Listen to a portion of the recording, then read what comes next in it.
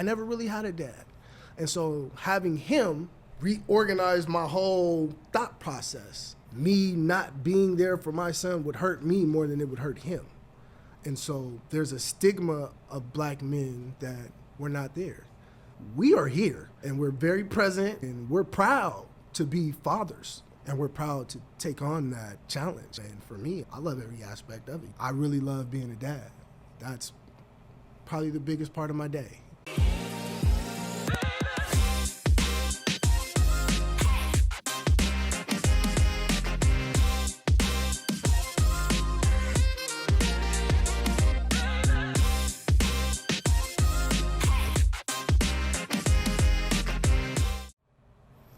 What's up, dads? This is the Rise and Dad podcast, a podcast in perspective on life as a dad from dads who are intentional about their fatherhood. I'm your host, Kevin Delro, and we got another awesome show today. So today's guest works in admin for the Seattle Public Schools, a great guy that is helping build our community, but also he's a really great street photographer. So does some really great creative work around the city. Awesome work. And the best part about it is that he has a really unique story about fatherhood and how fatherhood came to be and also how he came to be. So I'm really excited to welcome him to the podcast. He's got an 8-year-old son and he's also a single dad.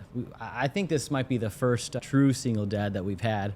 So I'd like to welcome Stoli to the podcast. What's up, man? Great to have you, man. Thanks for spending time. If you guys don't know, it's also Stoli's birthday, or it was yesterday. So he's choosing to spend it with dads all around the world. I appreciate it, man. I appreciate it. Yeah, awesome. Hey, Stoli, why don't you tell us a little bit about you, but also tell me about your kid. Okay. My name's Stoli. I'm from the Central District of Seattle, Washington. Born and raised. My son, his name is Messiah Harris. Great name. It was almost a mistake. We were going to name him Makai, but we couldn't figure out the spelling. And so we ended up with Messiah, which is biblical just like mine, so it works. Yeah.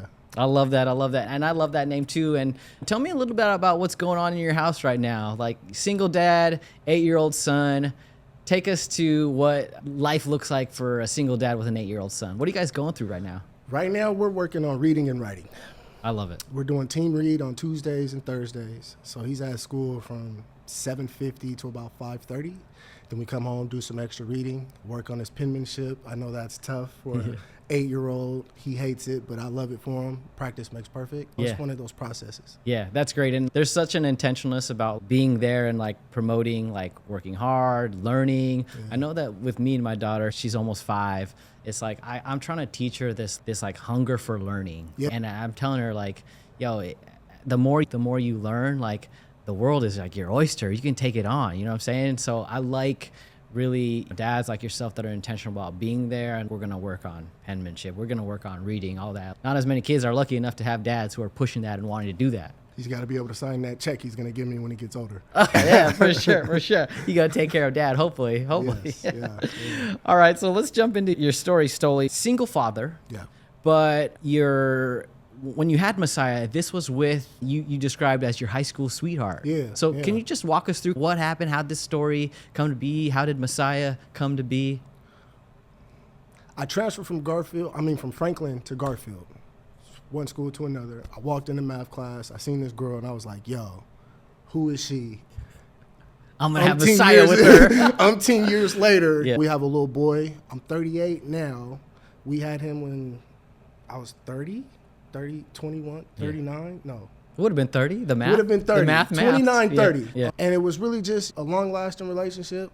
Didn't work out, but we are co-parents, and I think for him, he loves it because he has 2 houses now. Yeah. And he's very proud of having 2 of his own houses. When he's tired of me, he goes over there. When he's tired of her, he comes over here. So I think we did good in that regard. Yeah. And why don't you tell me a little bit about that dynamic of co-parenting, right? Because I always talk about with other dads, it's hard enough to parent a child with 2 parents together in a home that love each other deeply, right? You have issues and it's tough, but I could imagine it's even harder when there's 2 homes and maybe your parents get along or what they do. It sounds like you do, but can you tell me a little bit about that experience? I mean, at first it was hard because you're running 2 separate households. and the other parent wants to control what's going on.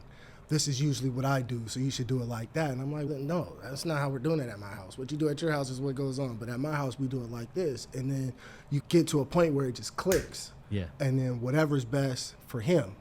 So we're together, we're working on reading and writing, like I had mentioned, at least just trying to get that 30 minutes at the end of the day, whether it's reading the Bible or whether it's reading whatever he has in his backpack from school. But just trying to be a team and tag team raising a very good young man. Yeah. And you mentioned how she gave you the greatest gift. Yeah. Tell me about how he is the greatest gift. For me, I didn't really have anything going on for me when he was born. And so I was just trying to find something to do to keep me out of trouble. And when he was born, it directed me on a path, damn, I got to figure this out. Nobody's going to do it for me type situation. And so I always tell her, thank you for giving me something to look forward to model and be who I need to be, not just for myself, but because I got this young life I need to take care of. Yeah, I love that, Stoli. That's a great, it's almost like he came and he helped you become your best self, I right? tell him all the time, he saved me. Not in a way where I was going off the rails or anything, but he put me on the straight and narrow. Yeah. And I don't want to put you on the spot here, but you did mention that before you had him, you were dabbling in the street and kind of not going in the right direction. Yeah. Can you kind of share about what was going on and then how that quickly changed course as he came? Prior to when he was born, I had always had friends that I ran with in the streets, and we may have sold some of this or some of that. Nothing too crazy, but just trying to keep some money in my pocket. Sure. And obviously that wasn't enough. I've always had a job, worked a 9 to 5. At the time I was working like it was just a regular job. Yeah. And then I was like, when he was born, I've got to do something better, because if not, say I get caught or I got to do some time, or it's going to just take time away from me being able to be who I need to be from him. And one thing I really find interesting as being a parent is time spent. The more time I'm out trying to make money to provide, the less time I have to actually sculpt this young human being that I need him to be. Yeah. And so I made a decision like, I'm not going to do that anymore. I'm going to just try and get a career. Yeah. And 10 years later, I'm looking at administration work for the Seattle Public Schools. Yeah, and that's great. And I think there's a level of, we always think about our kids as, or at least I do, she is a mirror of me. Yeah. You know what I'm saying? And so I need to be a great example for her, not only the way that I carry myself, the way that I set goals, the way that I'm ambitious, like all those things carry over with what she sees, what my daughter sees. And so I could imagine you were probably thinking like, I want him to be something bigger in this world, bigger than what I am. I'm not saying you were nothing, something bigger and greater and of a greater purpose. I want him to know who I'm supposed to be and not who I was trying to be.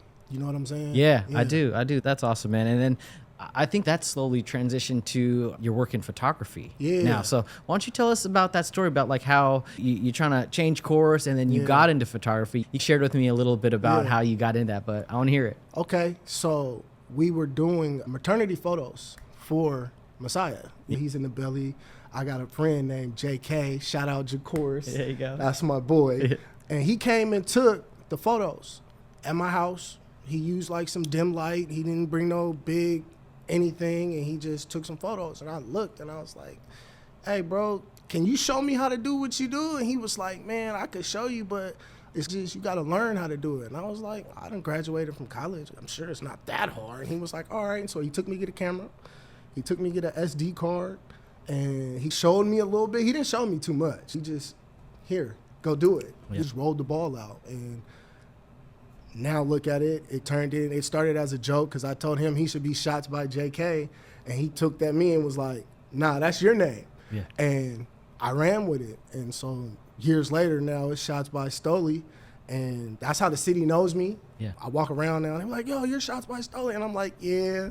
It's awkward when somebody calls you Instagram tag, but it just graduated into something that took me away and replaced what I was trying to do in the streets to something positive that I could show my son. Hey, if you want to do something, all you got to really do is try, and it can turn into something. It may turn into nothing. Yeah. But thankfully, this turned into something where I can make money on the side if I want to. Yeah. Yeah. And I feel like your son is learning like almost like this like entrepreneurial side. There's so much, like I keep saying it. It's like we are what our kids see and try to become us and want to be like us. And so I think it's like really cool that you're like showing them this hustle and not necessarily hustle, but like just this ambition to be better and do better and impact the world. Yeah. Yeah, it is a hustle though. Yeah. Because you can work or you can be an entrepreneur. You know, where I'm from, we call it hustling. Yeah, we didn't know what entrepreneurship was. Yeah. You had something and you sold it. Yeah. Now, instead of doing something negative, I sell time and photos. Yeah. Yeah. What kind of photography? I do a lot of street photography. Yeah. That's what I'm known for, is the street photography. Yeah. But I also do Is that like art. cityscapes and cars? Okay, or so so I do a lot of long exposure. Yeah. And those are the photos I sell. I sell time. I'll take photo shoots per se, but my favorite thing to do is find a nice point of view of the city, set my tripod up, similar to what you guys got going on in here, and let the camera do what it does, and I take that photo home and do what I do, and just magic. Yeah, that's cool, man. And you also mentioned that sometimes you ask a client or someone you're working with if you can bring your son. Yeah. So is he like he's like your right-hand man, or what does he do on these? So it's either I'm asking them, can I bring him because I don't have a sitter lined up, Sure. or they're asking me to bring him because I don't have a sitter lined up. So I try to plan my photo shoots around having some coverage. Yeah. Because if I'm in dad mode, I'm in dad mode. Hey, here, take this phone, sit over there, let me work. Or if I'm in artist mode, I don't have to really worry about an 8-year-old and if he needs to use the bathroom, or is he hungry, or does he need something to drink, or does he just need some attention? Because most of the time when we're at photo shoots together, he just wants some attention. He doesn't want me to be focused on other things. Sure, He wants to be the center of attention. Yeah. Yeah. That leads me to a question that I always ask, and it's about balance. Okay. So obviously you have your job, you have Shots by Stoli, and you have your son, and you talk about sometimes you might not have a sitter, you take him along. Like, how do you balance work, business, being a father, but also like your personal interests, right? As dads, I feel like a lot of times we'll stretch ourselves, but you also have to have time for yourself and make sure your head's right. There's this level of putting on your life jacket before you can help someone else. Yeah, You know what I mean? That's a tough one, because time is the only thing that we don't get back. So I like to try and be a good time manager, but when you got to work 8 hours and then you got a photo shoot for 2 to 3 hours, or I like to go to the gym and work out for 2 hours, having a family that is supportive of you and your child is probably the main thing. God forbid something happens to my mom, because she's the anchor. She's holding it down. Yeah. She picks him up from school. If I need to go do something, she'll watch him for me for a couple hours. Or if I need to have a night to myself, he gets to spend a night. And I think wanting to be there all the time and not having time for yourself is where parents go off the rails. And I never wanted to be a stressed out dad. So I try to make a point like, hey, yo, you gotta go to your mom's house, or you gotta go to your grandma's house, but the dad needs some time. And it's very important that as a parent, not even just a father, but as a parent, you take time for yourself, because you are only as good as where you're at mentally. And I think that's what a lot of parents struggle with. They're taking that anger out on their kid because they just don't have time, or whatever happens in other people's households. So, and I try not to get to that point where I'm short, or I'm snapping at my kid, or anything like that, or I'm just frustrated because I didn't get to go work out today. So I make sure I do the things necessary. I feel that, Stoli. That's awesome. One of the things that I struggle with personally is I think I'm good about taking time to myself, but when my daughter says something to me about not wanting me to go to work, like actually this morning she was like, Daddy, will you not go? Will you stay here? And the level of guilt that I have, because the truth is, like, your son is 8.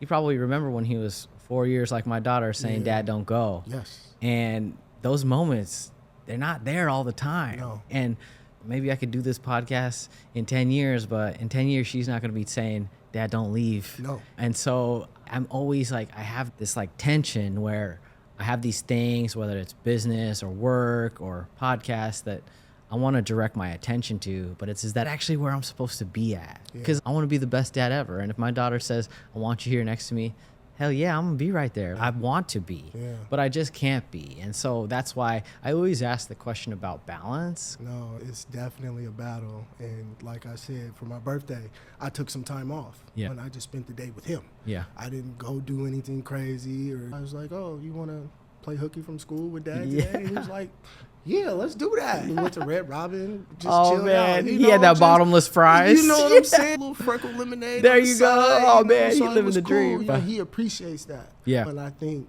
like you said, 10 years down the line, he's going to remember that. Yeah. Dad, remember when we took your birthday off and we went to Red Robin and I made him sing to you and I hid in the chair? Little cute stuff like that, you know? Man. So it's irreplaceable. Yeah. But you have to have enough support. You have to have the right mindset in order to be in that position to do that. Yeah. Some people don't have jobs and they're always off and they have too much time. And Sure. they're like, Dad, why you ain't doing nothing? But in our case, it's like we have to make time. Yeah. There's this meme that I've seen that you might have seen it where it says the only person that's going to remember if you worked late is your kid. Yeah. Like your work's not going to remember that you worked a long night. And like that to me is like so crushing where I'm just like, why would I work late? Like it really matters to them. And the other thing that you said when you talk about Red Robin and these experiences is I think as fathers, we have to be mindful that like everything that we do, we are crafting their childhood. Yes. So like when Messiah's 40, and then like he's talking about his childhood, he's like, yeah, I would go with Dad to his photo shoots. Like we would always listen to this song and like we would go to Red Robin, man, I would always get the freckled lemonade. Like we have to, like, to us, like those experiences are just like, yeah, we went to Red Robin, we were driving into this thing, but the photo shoot. But what we don't realize is that like everything we're doing, we're actually like building what their core memory is of like childhood. And then to some degree that puts more pressure on it. You know what I'm saying? Like one of the things that I do with my daughter, and my wife will say we do this way too much, is we go to coffee shops all the time. So we'll go to a coffee shop. My daughter, she always gets a croissant, and I always get my double espresso. That's what we just hang out. We're at a coffee shop, and I always am intentional about it because I know that, or I don't know, I hope that one day she's in a coffee shop and having a croissant and being like, man, this reminds me of my dad. Or when we were growing up, like, I just smell an espresso when I think of my dad, even when I'm gone, maybe. Or she's telling her own kids, let's go get a croissant and I'll get an espresso. That's what I always did with my dad. And that's how I try to be intentional with doing these things. Because I have this rose-colored glasses idea that she's going to remember it. And it's going to be like, that's how I remember Dad. Yeah, we are putting those memories in an SD card and sticking them in their little brains. That's you know? right. And so That's when right. they see those things, dang, my dad used to drive a car like that. Or my dad used to take me every day. Like we go, before I take him to my mom's house in the morning before I go to work, we stop by QFC and get a donut. Yeah. But that's something my mom did for me. Yeah. She would take me to Borchini's, that's no longer there. There you go. And I knew everybody that worked there. And they would sometimes give me free cookies and stuff. And Peter's coming in, you know what I'm saying? But for the most part, that's how the same thing my mom did for me is the same things I'm doing for him. I had a good childhood, but she definitely guided me to where I'm at right now. Yeah, it's crazy how like something so small like creates our memories. And an example of that, I was telling my wife this the other day, is my dad would always work nights. So he would leave at 8 and he'd be gone until 5 a.m. Every night. And we would always kiss him goodbye, right? Like my mom would be like, Dad's leaving, kiss him goodbye. And he had a mustache. He might be watching this and remember this. He had a mustache and he would always take a big like sip of Pepsi before he left, always. And every time I would kiss him, like his mustache would be like wet of Pepsi.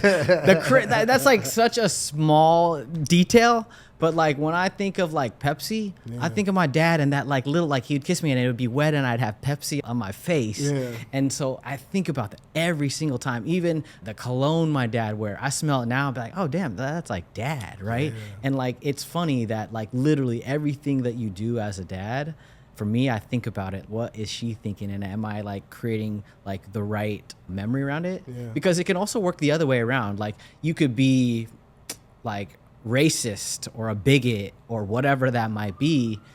And that's what they remember, or that's what like wears off. Yeah. I never want to be in that position. I try to create good memories. We're not perfect. Yeah. Sometimes we do make Of course. mistakes, you know what I'm saying? And we have to learn from them.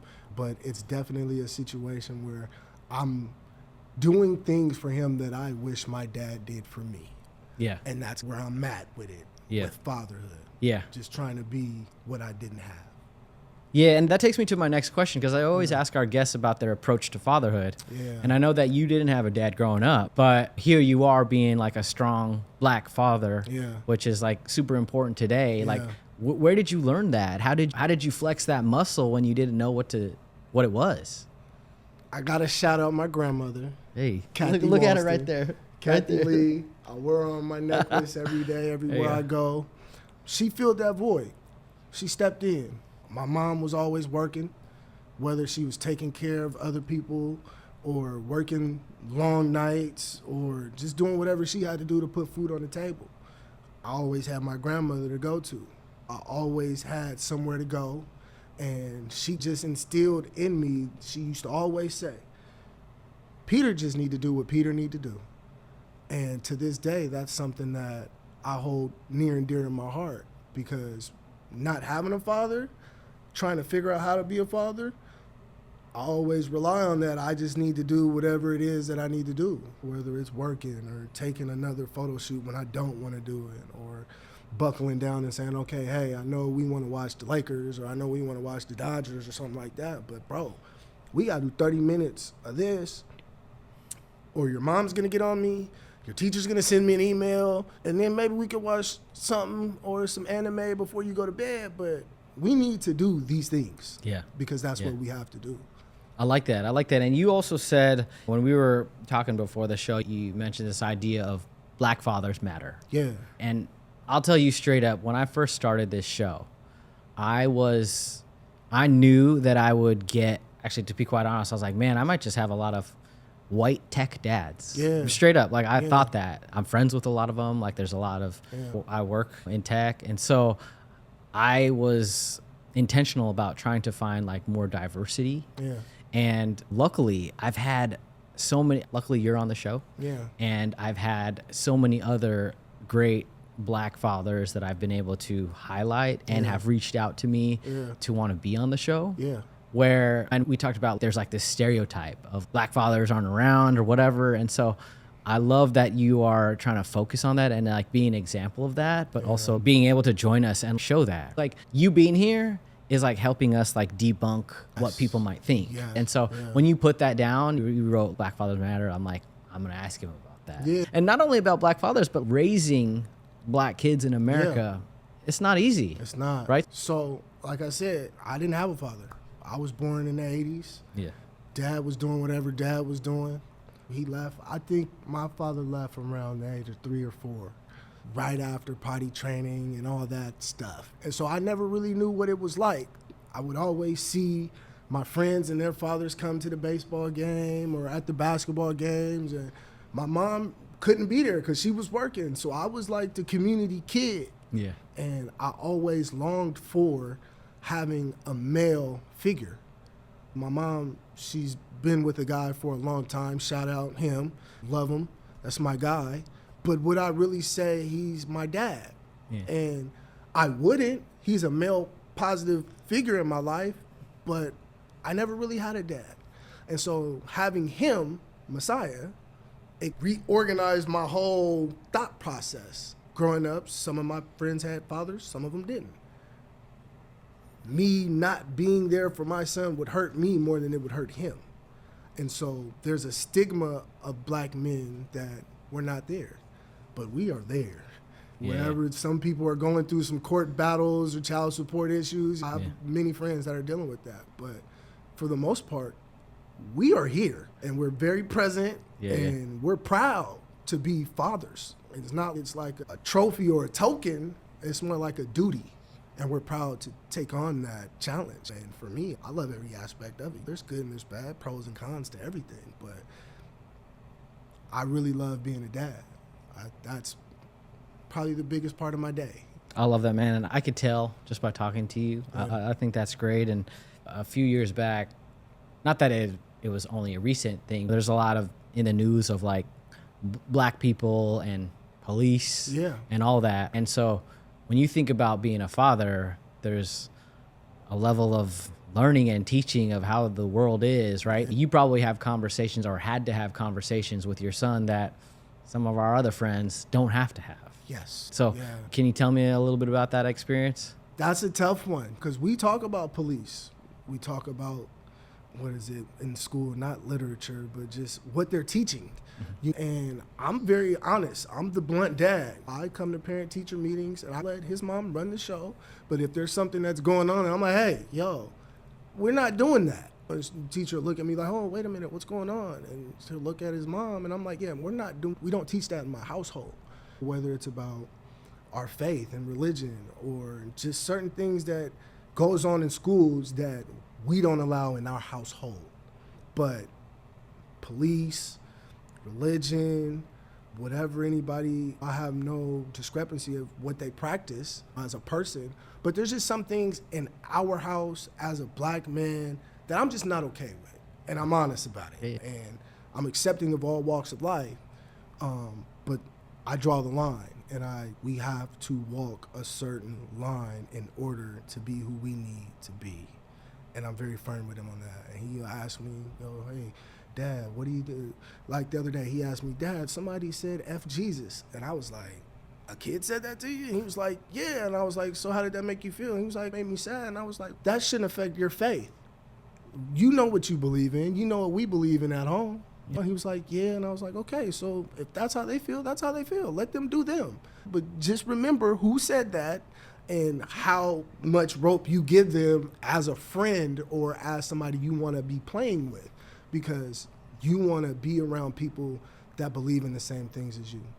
Yeah, that's a tough one because, like, we, as fathers, we want to protect our children. And at some point, they're going to be around people that you don't know who they're always around and who's putting whatever in their head. And we have to just, like, trust that they have the confidence to stay true to themselves and stay true to what they believe in. Exactly. But even with a young black son, there's obstacles that he has to go through that a white 8-year-old might not have to deal with. Exactly. So it's tough. Yeah, it's scary. Yeah. Because like I said, I dropped my son off, and then for those 6.5, 7 hours, I don't know what's going on at school unless they call me and tell me. And there's been times where he's came home and told me something that the school should have been calling me to tell me. And I've had to call up there, hey, yo, Messiah said, is this what's going on? And they were like, yeah. And I was like, why didn't you guys tell me about this? And they were like, legislature or the policy says we don't have to tell you. And I'm like, okay, I understand that. Send me the policy. Let's sit down and talk about it together.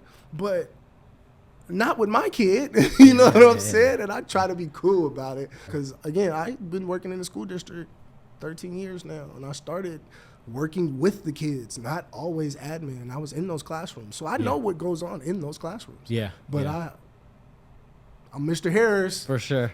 With my kid. But in the city, I'm Stoli. Yeah. But Mr. Harris is more important. Yeah. Yeah. And so for making sure your son is prepared for the world, as good or bad as it might be, when do you think that you started to think that you need to have these conversations with your son? I would say when he... And I'm specifically talking about like race. Yeah. And those conversations. Honestly, we started having those conversations as soon as he was able to talk and understand. So I think his mom started teaching him they do this affirmation thing, and it's really good. where he says, I'm strong, I'm smart, I'm black, I'm Filipino, I'm this and I'm that. And he knows it. And he's got, his hair is longer than mine. It's like down past his back. So sometimes people to this day think he's a girl because he's handsome with long hair and he's black and Filipino. So he looks like a little Asian boy he looks like a little Asian girl with pigmented skin. And so they don't know, but he knows. And we've been having these conversations since he was probably like 4. It's very important to us that he knows who he is and nobody can tell him who he is. And I think for us, it's worked out in our favor because, like I said, he'll come home and he'll ask.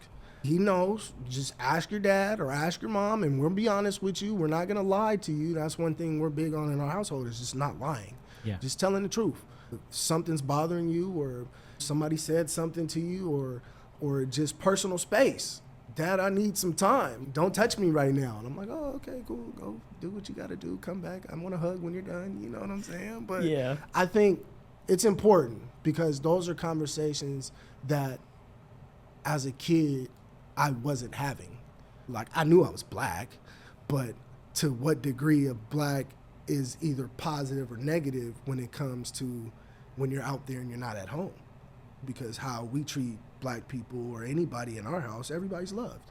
But they might not love you the same out there. Yeah, that was for us a tough conversation to have, not around race, but learning for our daughter, she's almost 5, is teaching her like we don't have secrets. If somebody said something to you or if somebody did something, there's no secrets. Mom and I, we don't say, oh, I got this secret because our house, we don't have no secrets. Like everybody tells everything.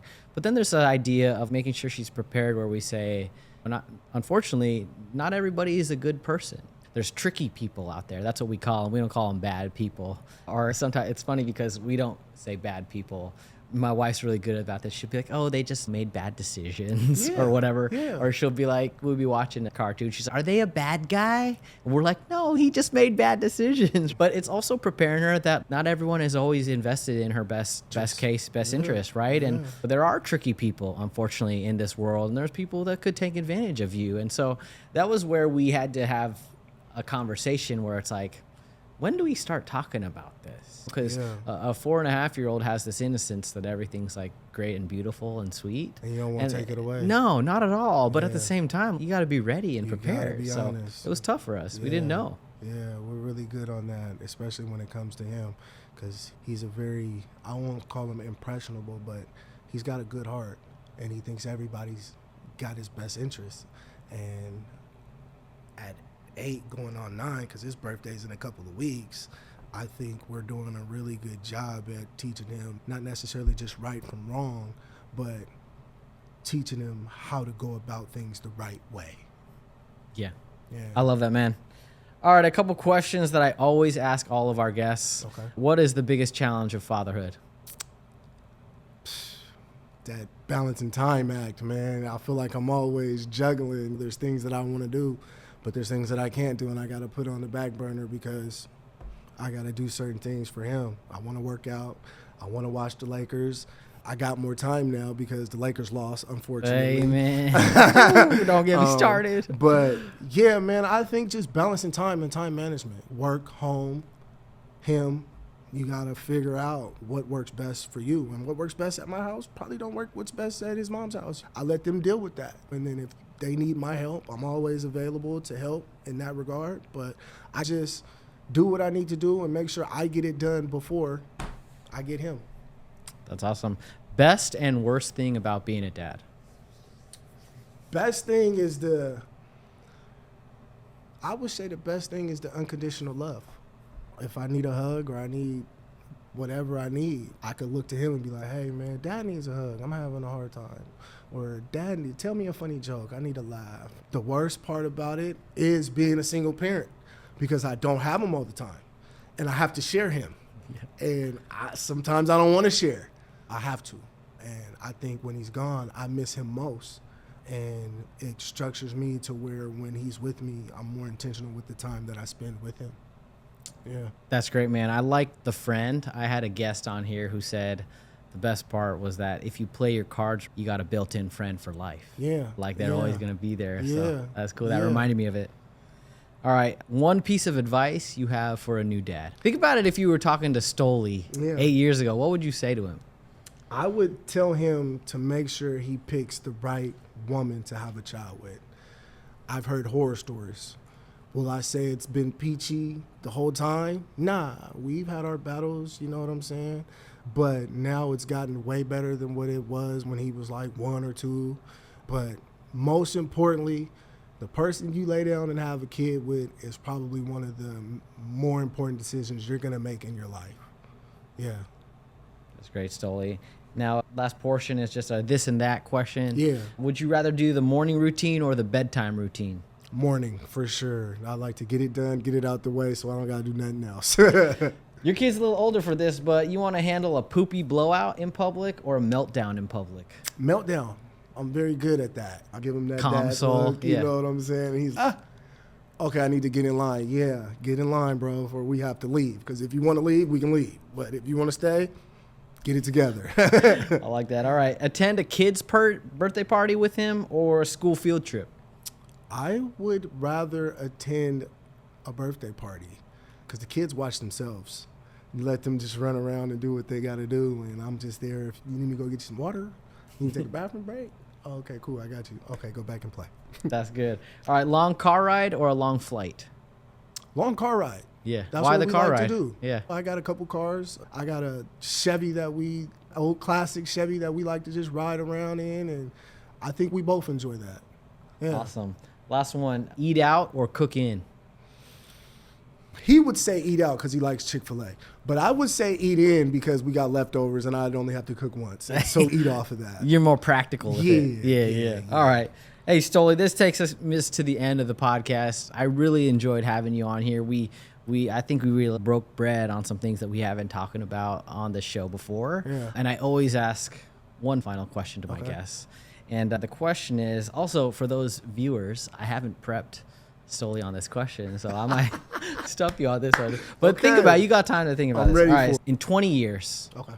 if we found Messiah at a bar, at dinner or something, you go, hey, Messiah, tell me about your dad.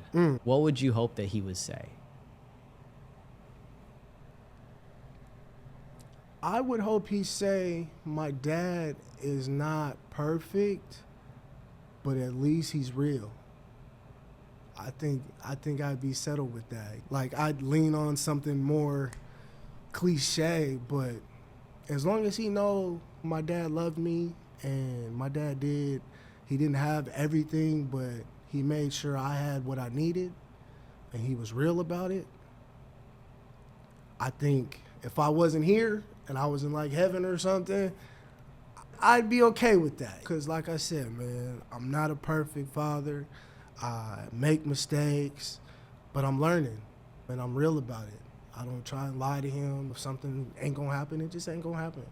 If something is gonna happen, I'm gonna do my best to make sure it happens. But I think when you set yourself up and not telling your kids the truth or telling little white lies or fabricating certain things, they look at you different when they find out the truth. And I never wanted to be a parent that built an image based off of lies.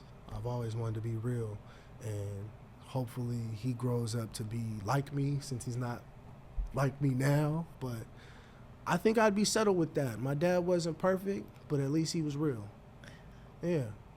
That's good, Stoli. And I always tell to our guests, like, that 20 years from now starts right now. Yes. Like, you literally just voice that into the universe. I'm like a man of accountability and voicing into the universe. If you want him to believe that, like, it starts today. Yeah. And so you wake up, you rise and dad, and you be real. And so, like, today is like the first step of saying you wanted to do it, and then you're just going to now do it. Yeah.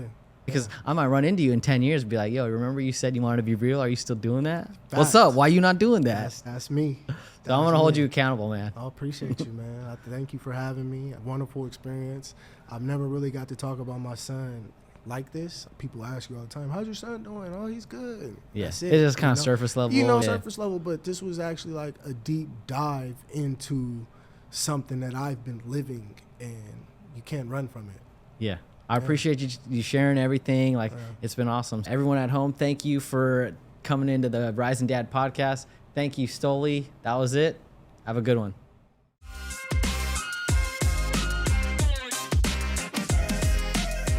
What's up, dads? Thank you for listening to this episode of the Rising Dad podcast.